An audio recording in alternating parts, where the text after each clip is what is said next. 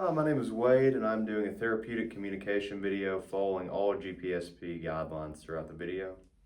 Before we begin the interaction, I want to briefly discuss 3 non-therapeutic communication techniques that nurses should avoid when speaking with clients. The first is giving advice, which means telling the patient what they should do instead of helping them to explore their own feelings or solutions.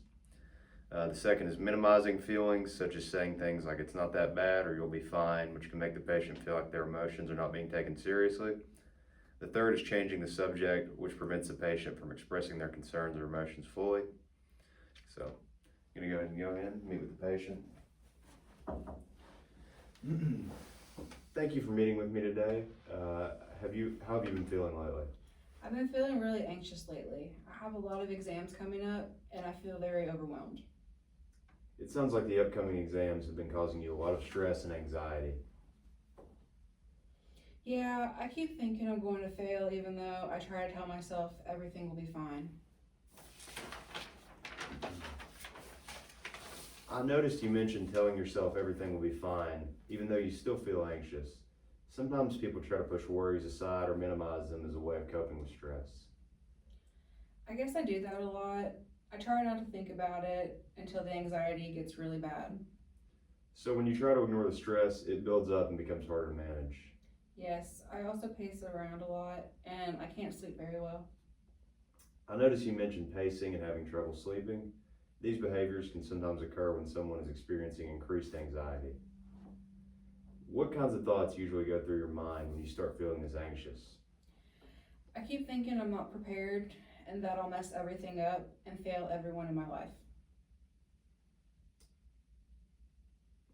I'm here to listen, and we can talk through those feelings together.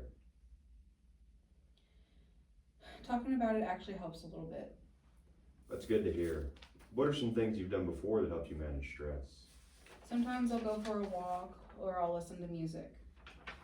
Those are healthy coping strategies. Activities like walking or listening to music can help the mind and reduce anxiety. Today, we talked about the anxiety you've been experiencing related to your exams, along with some behaviors like pacing and difficulty sleeping. You also shared that sometimes you try to ignore the stress until it builds up. You also mentioned that walking and listening to music have helped you cope with stress in the past.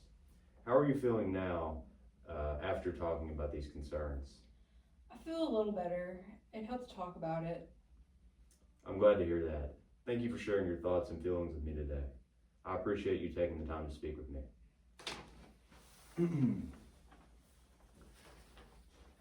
This is my self-evaluation. I believe using therapeutic communication techniques such as active listening, reflection, clarification, and therapeutic silence have helped the client express their thoughts and feelings.